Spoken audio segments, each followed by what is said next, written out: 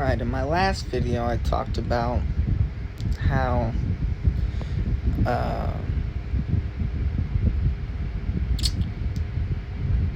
there was no exodus of enslaved Israelites from Egypt, that the Egyptians were the true chosen people, and the only leaving from Egypt were the Hyksos Semites, which developed into the Israelites, which story is clearly the real version to the esoteric story of Hagar, Hyksos, and Ishmael, Ishtar, Asherah, and they were Baal worshippers, which reduces Yahweh and Asherah, take away Yahweh, to just Asherah or Ishtar, and then worships Baal as king, which is really just themselves. It's the same thing as Set worship. I went through all that and how in being the children of Ishmael, symbolically just the descendants of the Hyksos people, who were exiled from Egypt, in being them, they were on one side blessed if they came into worship of Yahweh and Asherah, but they really didn't. They continued to cosplay. So the Hyksos Semites, the people who are claiming to be the true children of God today, their ancestors are the Hyksos Semites, and they were actually cosplayers. They were cosplayers, so their whole Bible is filled with upside down spells for Baal worship. So I went through that. On this one, I'm going to do, and I talked about how each of these religions are kind of doing this. They're all doing the same thing, but they have different stories because they have different goals, and just different culture, whatever. But it's the overall structure is all the same thing. There's going to be a masculine and feminine side of God, and then there's going to be a God that represents a human who wants to reduce the male God to nothing and just leave God as females, and it's just a female God, and then marry the female God. It's all different forms of that. And so I'm going to do one on Anubis, on who is Anubis. And it's going to tie into how the Hyksos people were cosplayers. And you will see in the movie Coming to America, there is Prince Akeem, which is, I'm not wasting my time to overlay that sticker over there. It's Prince Akeem, which is Akhenaten. And then it's Jafar for Jafar, Muhammad's companion, Jafar, because it's in reference to the ancient Egyptian Arabic order of the noble mystic shrine or whatever. So it's Egyptian Arabic. So you got Egyptian, Akhenaten, and then Jafar. And mystic for basically is the Islamic arm of Masonry, just like York and Scottish are the Christian arm, and the Blue Lodge is the Jewish arm. And I'm not going to go too deep, but the Jews are the ruffians. The Jews are the ruffians of Masonry. Let's not get off topic. I'll get off topic so quick. In Coming to America, there's Prince Akeem, which is Akhenaten, and then there's his assistant, Semite, which is Semite. But there's a scene where he gets his name called wrong, and he corrects her. And that's because, the reason they did that is because the Semites were not the true chosen people of God. It was the Egyptians. And Semite, his name really should be, instead of a name for Semite, it should be Anubis. So Anubis is who Simi really is. It's Anubis. And Anubis is the same thing as Chronos in Greek.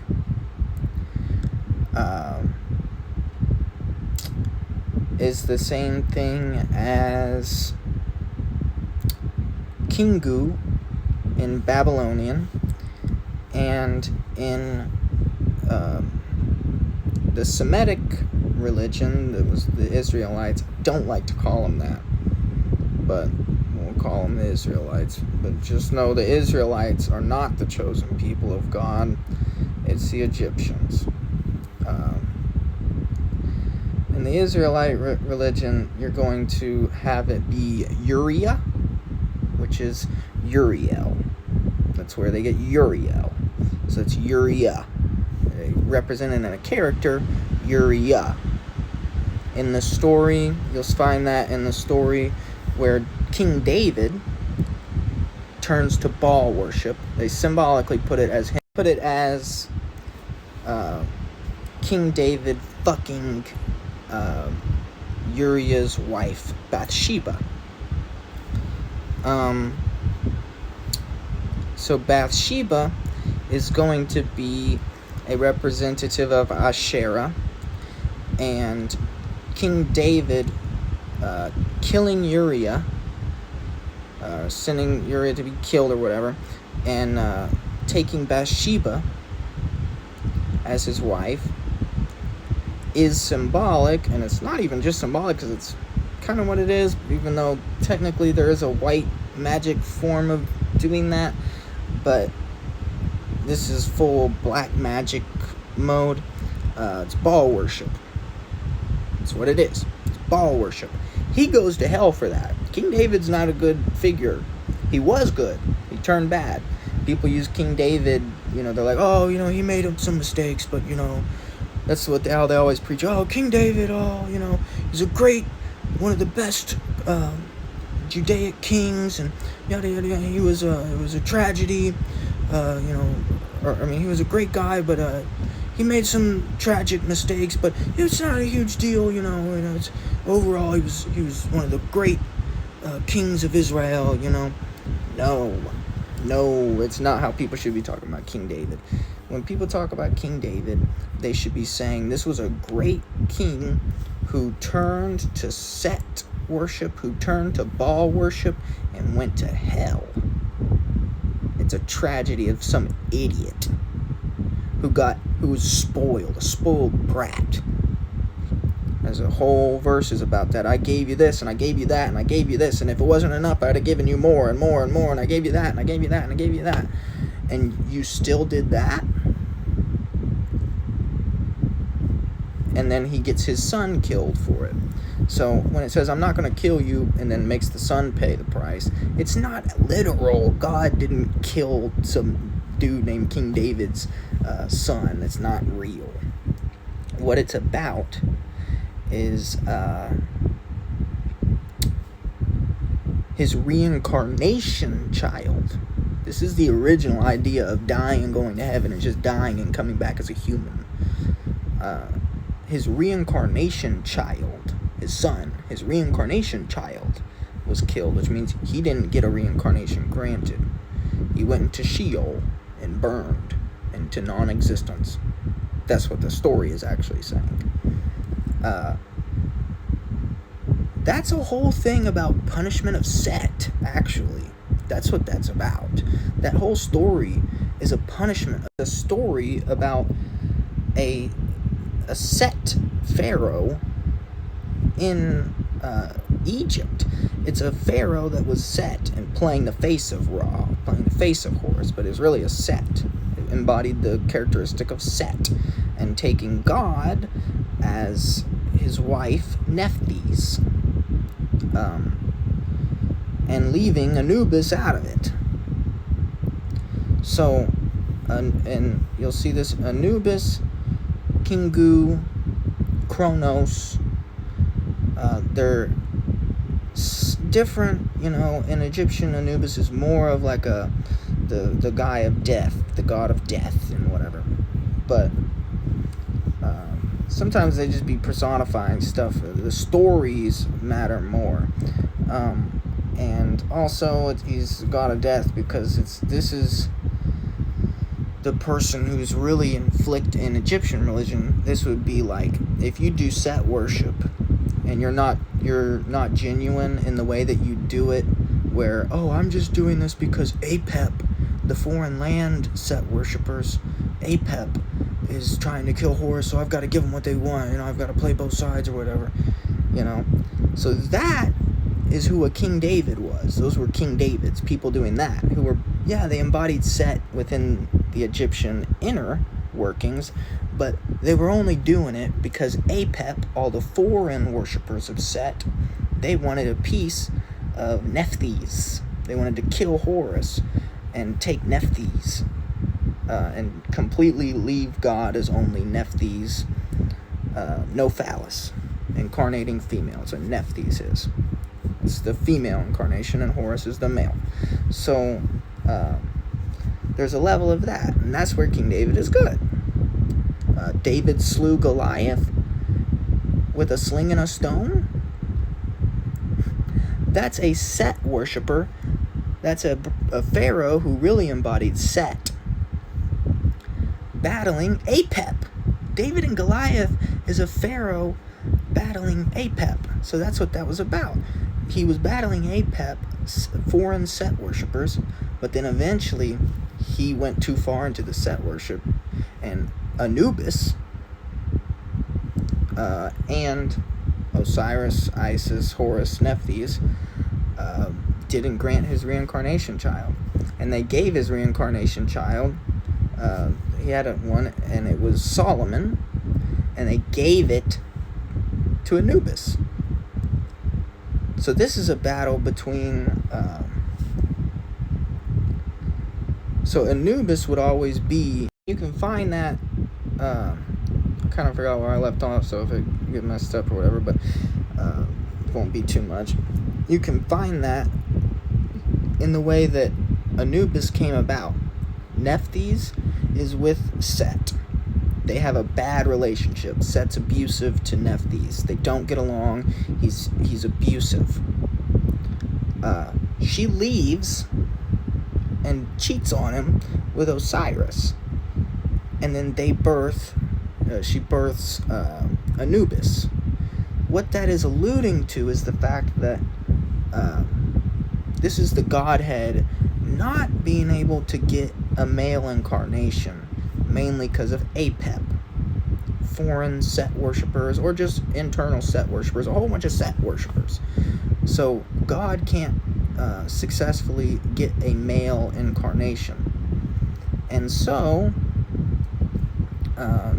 sometimes there would be actual people who are just humans embodying the Set aspect and playing secret agent Set,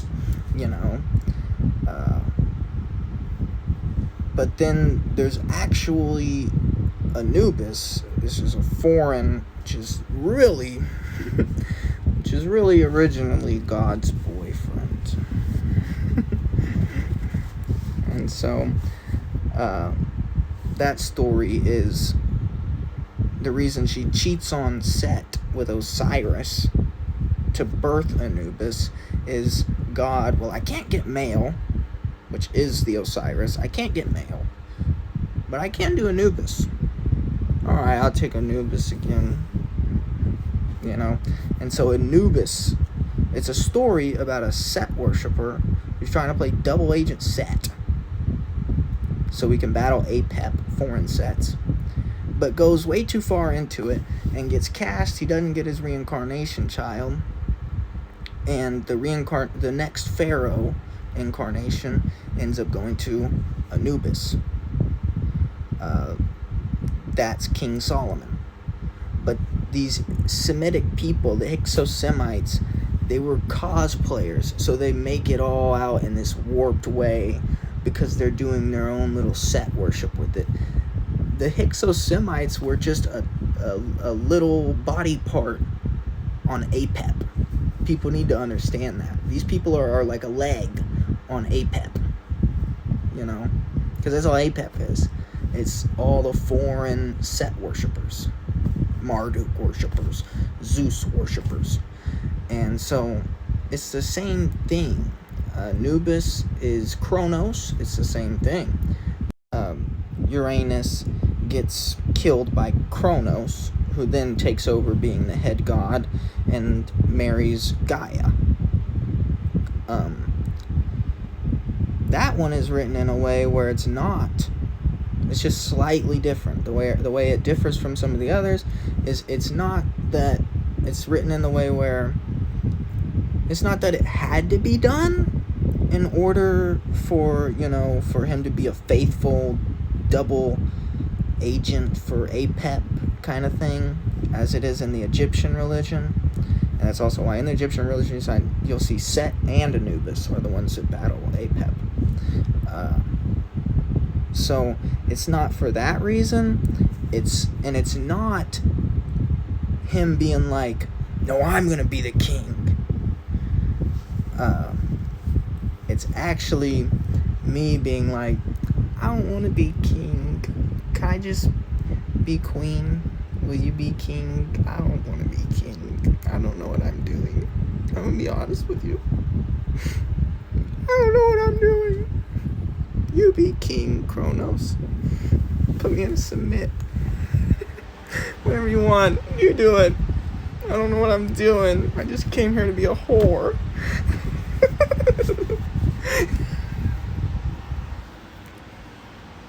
It all fell apart. I don't know what I'm doing. You be it. That's the Greek written version of it. But even he gets overthrown by Zeus, which is the same thing as Baal or Marduk. It's a human wanting to play God. So then in Babylonian, again, Apsu and Tiamat. Apsu gets killed. Tiamat then takes Kingu as her husband.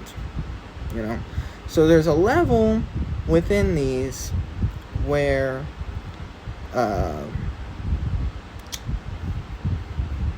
there's a level of it where it's like on one story it'll be me wanting him to be the king, and I'll just be the queen. On another level of it, there's people who are like, their stories are written in a way where it's resorting to, mainly because they don't allow it. It's like them writing out that no, it's them writing out that they're anti-Anubis. You know what I mean? That's what it's saying. And yeah. Now, I guess one could make an argument to say that really the story with David and then his son dying and then having another son, Solomon, who becomes king, could just be about looking for another Set, another double agent Set, another secret agent Set. See, like for Thelema, you're gonna have Aleister Crowley as your secret agent Set. He became the secret agent Set of the whole world, man. But you could see that as also, you could technically apply it too as like, oh, you got too bad. This got too bad. You went too far into it. You're not double agent. You're trying to play double agent so you can do it and get away with it. That's what's going on. I'm not stupid. Yeah, I'm not dumb. Go to hell. It's about that, and then you could say that it could be applied for that, and then electing a new one. But ultimately, what it's really about, it's about the switch from a double agent Set to Anubis. Same thing as Kronos or Kingu. And you'll see that in the fact that in that same story there's going to be a thing about a rich man and a poor man. And the poor man represents Uriah, and all he had was his little lamb, and it was like his pet. It was like a kid to him, like a daughter to him, I think is how it's described. And the rich man had just loads of just farm animal sheep, you know, and he made the poor man kill his pet animal who he loved like a daughter or whatever. And there's a whole parable with that. You'll see that the same thing with David and Uriah and Bathsheba happens with Herod, the Herodian dynasty, Jesus, and St. John, where St. John is the same as Uriah, Jesus is the same as Bathsheba, or Jesus slash Salome is the same as Bathsheba, and the Herodian dynasty would be King David. It's the same thing happening, because it's an ongoing occurrence that would be going on.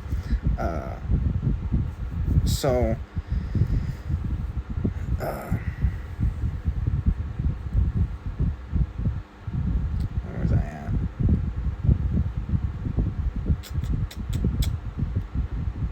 Yeah, so in the Gospels, Jesus does this with the parable of the rich man and Lazarus. You see? So in the original story with David, Uriah, Bathsheba, they use a parable of a rich man and a poor man. And the poor man is favored. And the rich man is shunned. Accursed.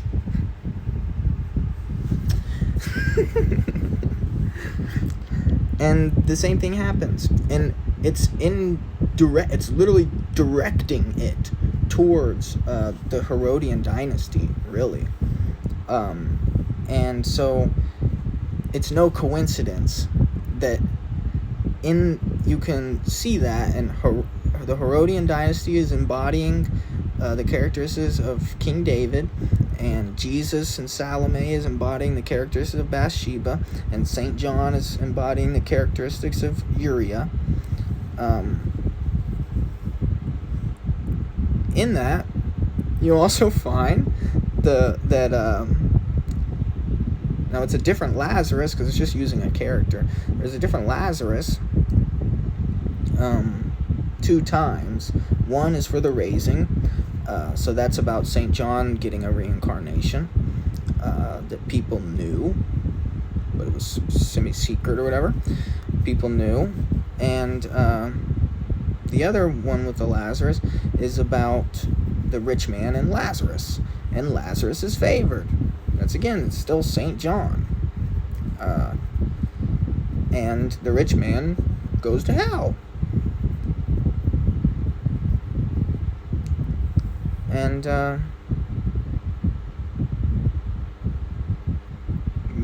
you know. There's even a reference in there of, well, I have kids, go tell them that have them be visited by the one who is whatever, and so they'll know not to be tortured, not to do this, because it's gonna be bad for them, whatever. And it's like, if they were gonna listen, they would have already listened before. It uses it in a different context. It's like it's referring to something else. In reality, it's referring to the old ass story where they still hadn't learned their lesson to not do what King David is. They're still over there acting like, yeah, King David. No, you should be booing that guy.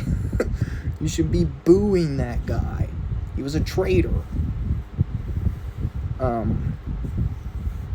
And yeah, and who is it that condemns? And here's how I'm telling you, this is cosplaying Egyptians, man. This is the Hyksos Semites cosplaying Egyptians. Who is it that comes around and condemns David for this? Nathan. His name is Nathan. And that is a reference to Pharaoh Akhenaten. It's Nathan.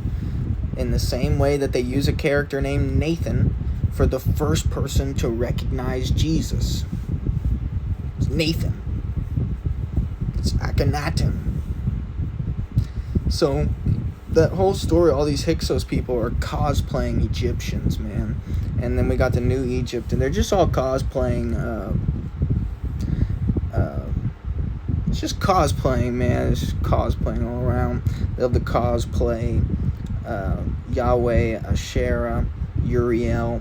They love to cosplay Osiris, Isis, Horus, Nephthys, Anubis, Kronos, Gaia, Uranus, Kingu, Tiamat, Apsu. They live the cosplay, and anybody that is with them people, they'll turn around and they'll cosplay. And this is us, this is us, this is us, oh, this is us. And they get it so big that, dude, if you come out and say that these people are the Hyksos people and they're cosplaying the Egyptians, and that the Egyptians are the true original chosen people of that time, which just mean that God was focusing on them, they'll act like it's blasphemy and no, Egypt was the evil people. They make Egypt into being the worst enemy of the Israelites, man. Read that shit. They make Egypt be the enemy of the Israelites. They're the enemy in that book. In reality, it was the Hyksos Semites that were the enemies. And they weren't slaves. They were rulers. So it's all backwards. They know that they weren't slaves. They know they were rulers, but it's backwards. So they make themselves slaves.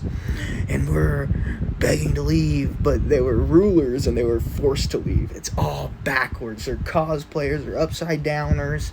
They're singing Heaven Upside Down by Marilyn Manson all day, just singing their heart out, man. Going straight to hell.